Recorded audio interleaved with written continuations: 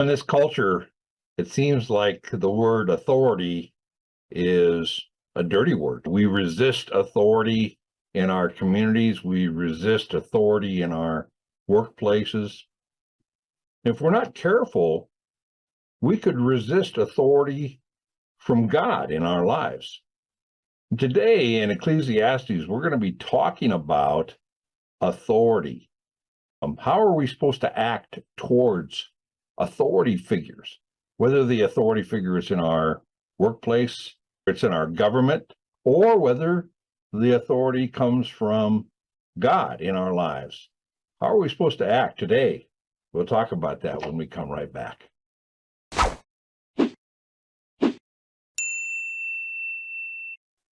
Hi, and welcome to Bible Study with Friends. I'm here with my friend Stan Ford, and we are going to continue our study in the book of Ecclesiastes. And today is a touchy subject.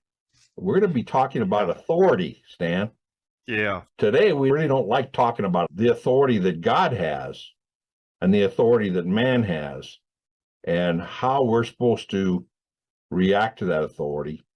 Solomon is going to share from his perspective and from the perspective of the natural man without God in his life. But he's also going to share about the authority God has with us.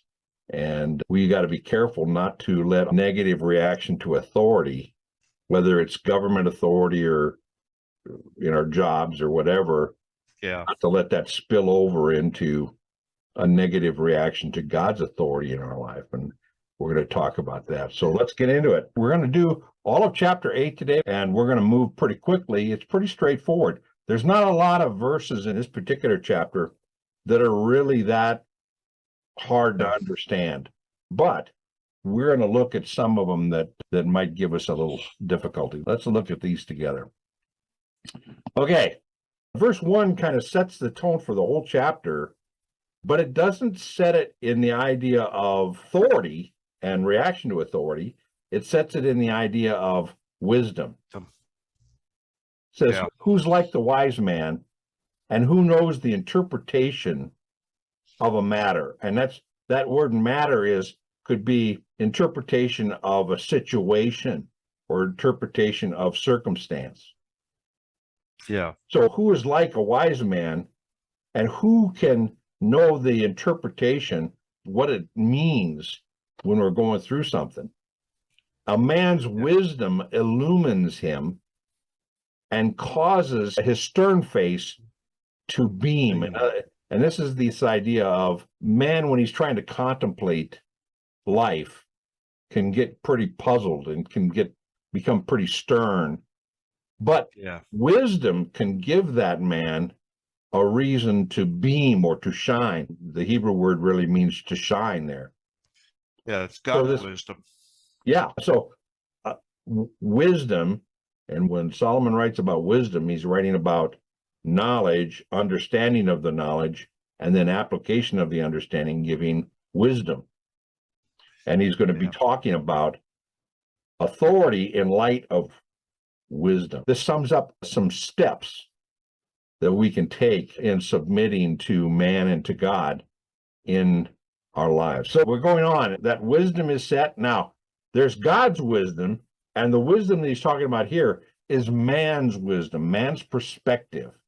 And a man of human wisdom can understand what's going on and have a perception of what's going on and be able to explain what's going on in light of the rest of these scriptures. So he goes, verse 2, I say, keep the command of the king because of the oath before God. Now, that's a little confusing, and I want us to look at a verse. Look up Proverbs chapter 14, verse 35.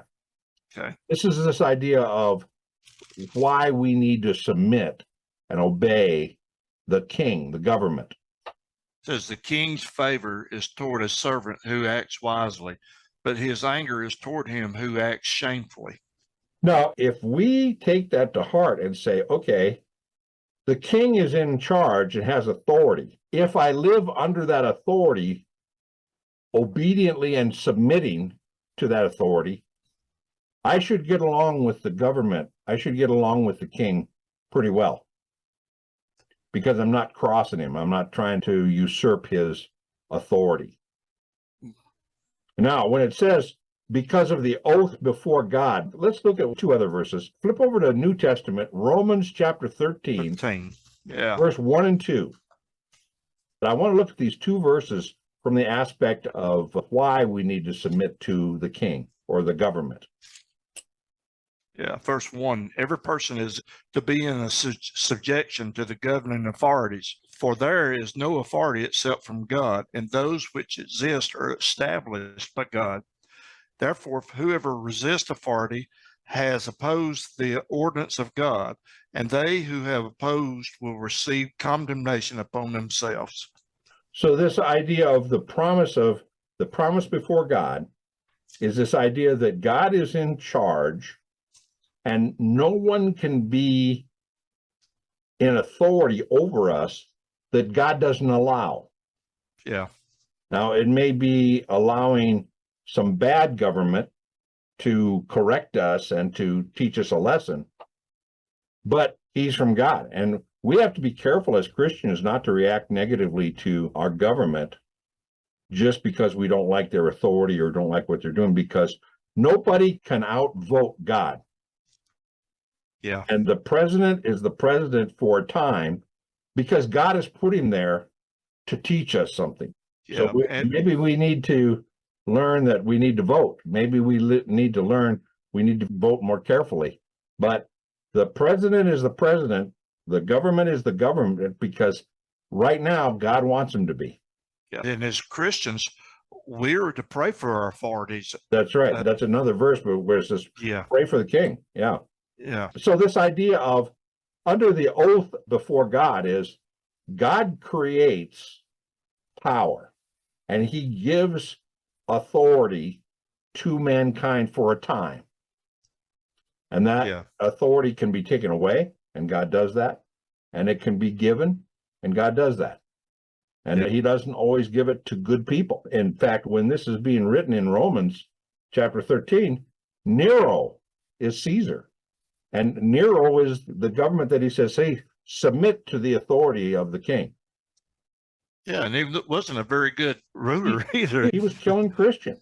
Yeah. He was persecuting Christians. Yeah. And it's clear, a command here to pray for him. So back to Ecclesiastes chapter 8, verse 2. It says, I keep the command of the king, submit to the king. And then it says, do not be in a hurry to leave him. That word leave, by the way, in the Hebrew is just like the word resign. Don't resign from him, and do not join in evil matter, for he will do whatever he pleases. That joining in an evil manner is resistance or rebellion. So this command is saying the king is in authority from God, even a bad king, and submit to that king and don't leave your allegiance to him and don't be rebellious or resistant to his leadership because God put him there. Yeah. Okay. So it says he does whatever he pleases. That's the authority he has. And a king is totally on his own. There's nobody above him. Verse 4, since the word of the king is authoritative, who will say to him, what are you doing?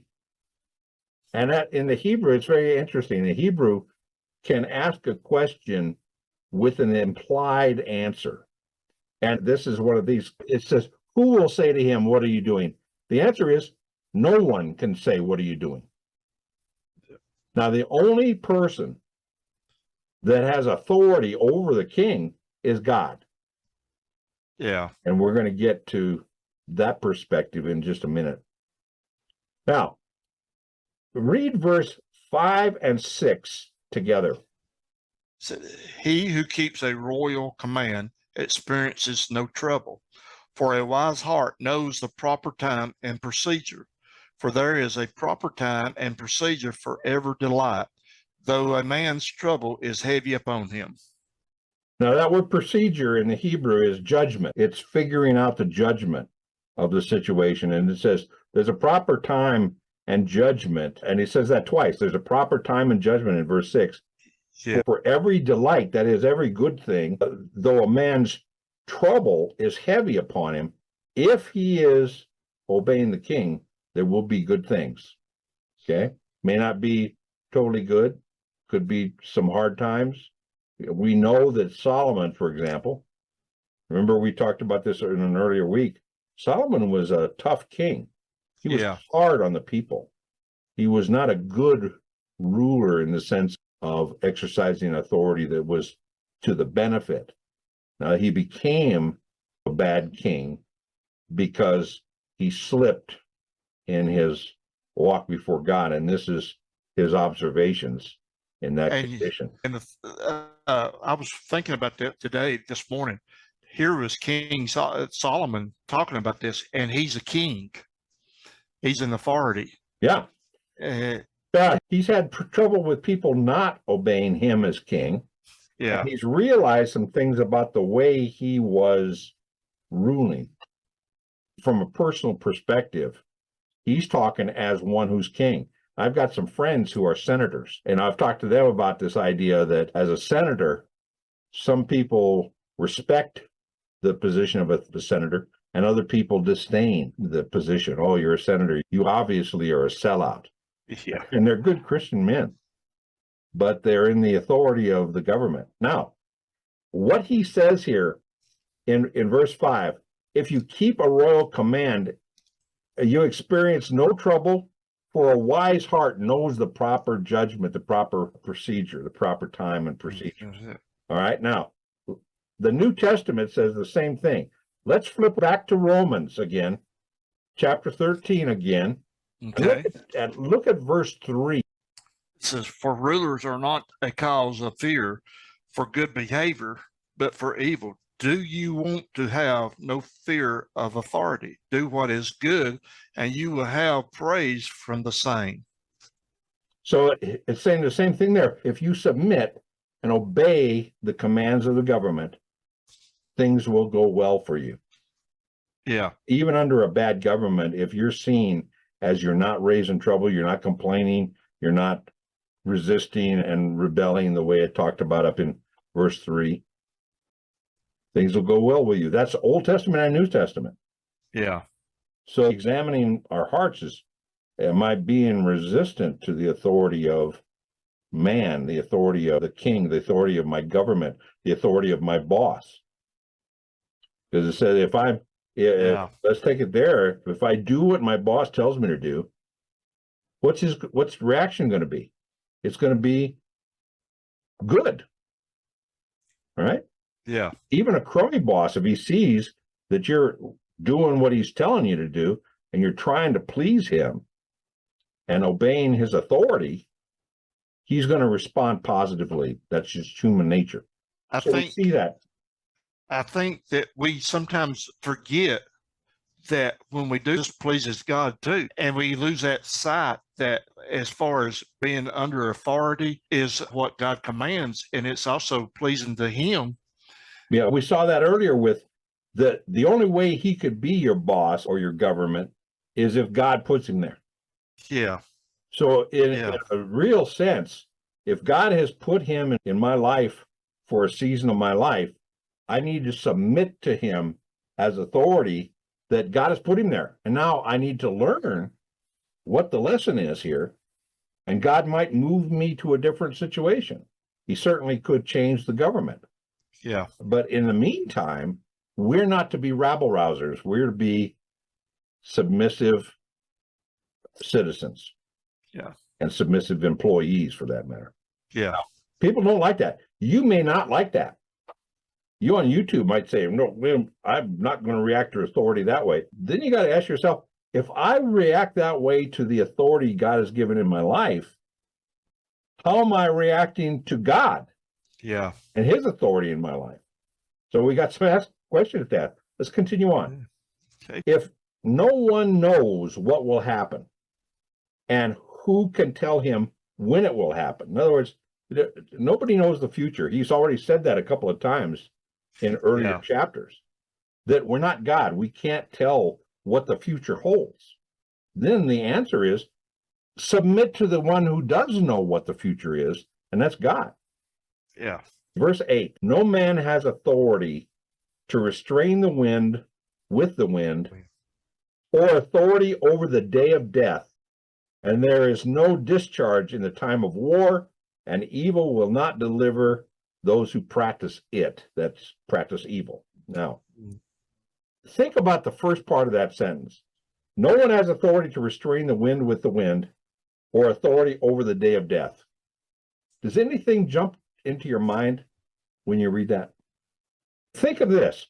There was a time, and there was a person who stood up in a boat in the middle of a storm and said to the wind, be quiet. And the wind immediately stopped blowing. And the apostles' reaction to that happening is, who is this that even the wind obeys him? You know that? Yeah. So we have there Jesus showing authority, showing he's God by having authority over the wind, because no man has authority to restrain the wind with the wind. You and I couldn't do it, but Jesus did it. Yeah. And this idea of authority over the day of death, Jesus said, no man takes my life, but I give it. So Jesus is showing authority over the way he died and when he died and why he died.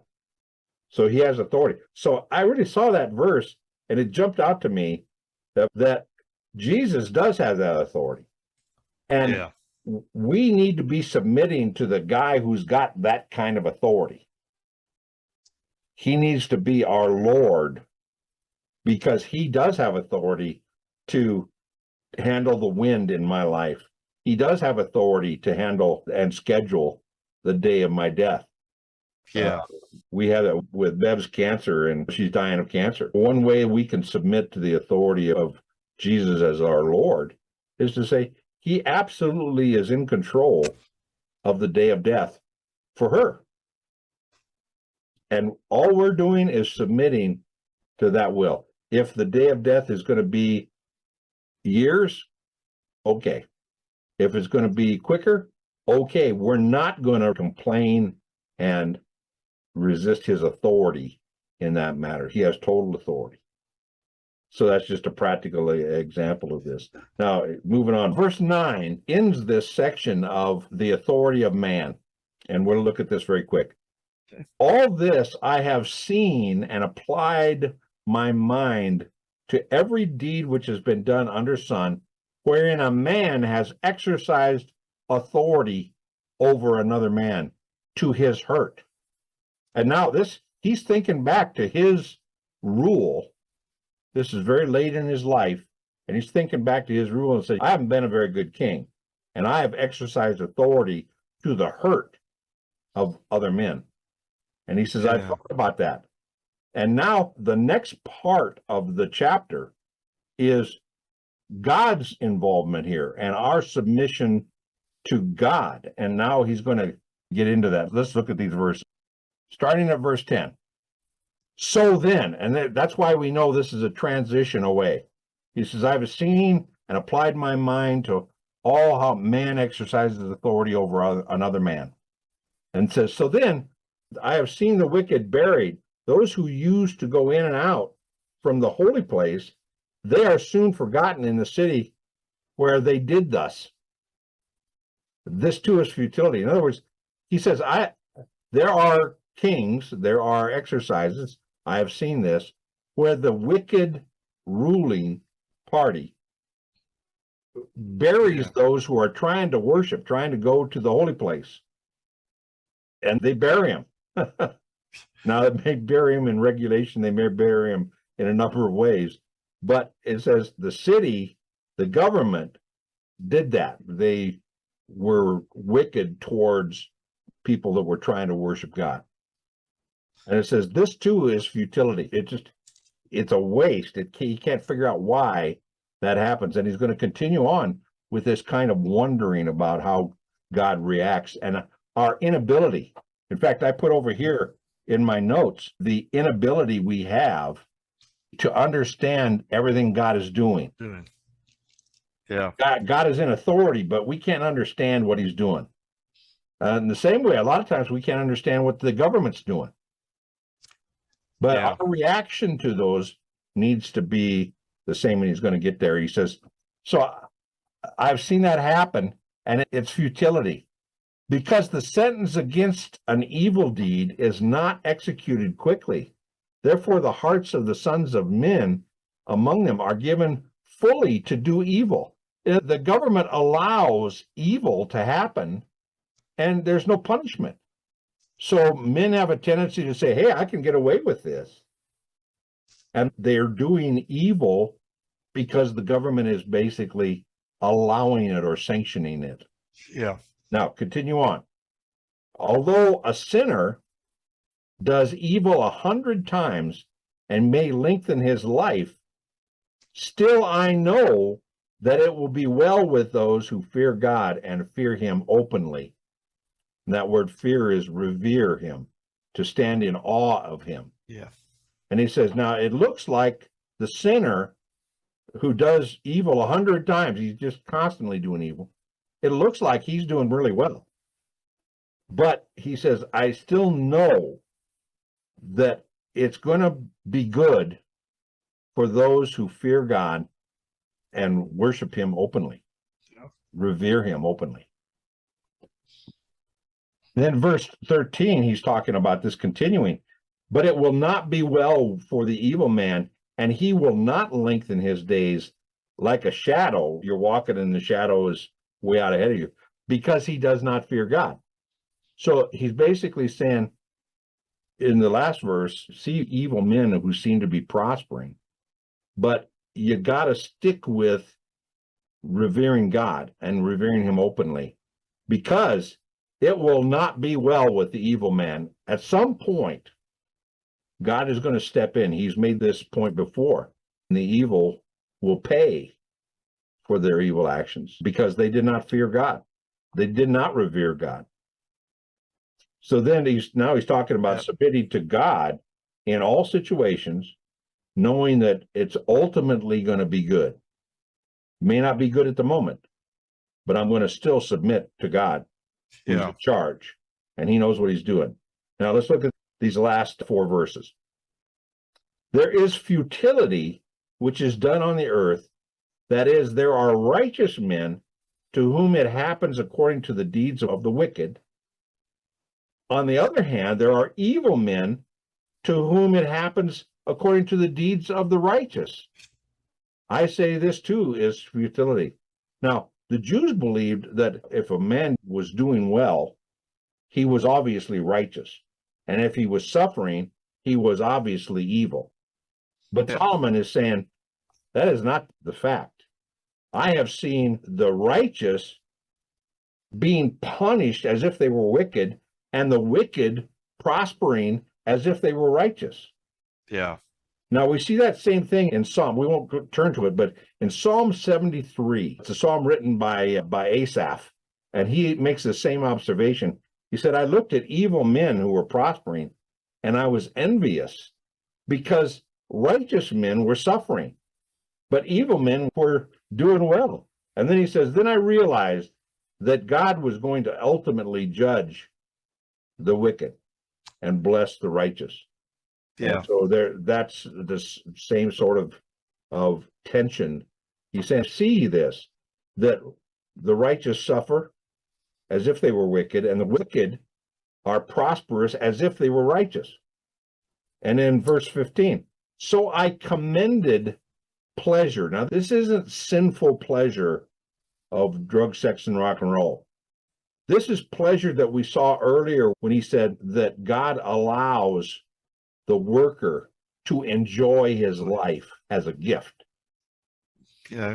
And so he says, I commended that we basically enjoy life. And he says, for there is nothing good for a man under the sun except to eat and drink and to be merry, and thus will stand by him in his toils throughout the day. So this is back to labor throughout the days of his life, which God has given him under the sun. So he's going back to this idea of enjoy your life, no matter what your circumstances, no matter what you observe with the wicked prospering and the righteous suffering.